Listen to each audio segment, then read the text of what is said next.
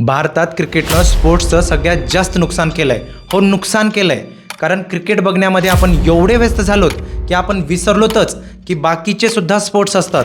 तुम्हाला माहीत आहे का, काल गुरविंदर सिंग नावाच्या एका ॲथलीटनं 100 मीटरच्या रेसमध्ये नॅशनल रेकॉर्ड तोडलं आहे. त्यानं ती रेस 10.09 सेकंदमध्ये कंप्लीट केली. ही बातमी तुम्हाला कोणी दाखवलीच नाही, कारण गोदी मीडिया तर हिंदू मुस्लिम करण्यात व्यस्त आहे आणि आपण सगळेजण IPL बघण्यात.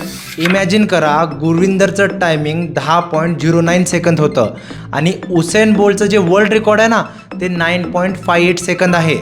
जर गुरविंदरला चांगल्या फॅसिलिटी मिळाल्या, त्याला चांगले कोच मिळाले, तर तो नक्कीच उसेन बोल्टचं वर्ल्ड रेकॉर्डसुद्धा मोडेल. पण हे करण्यासाठी गुरविंदरला सरकारकडून आणि भारतातील जनतेकडून सपोर्टची गरज आहे, जसं आपण क्रिकेटला सपोर्ट करतो. त्यामुळं हा व्हिडिओ प्राऊडली शेअर करा, जेणेकरून सगळा भारत गुरविंदर सिंगला जाणू शकेल. जय हिंद, जय महाराष्ट्र.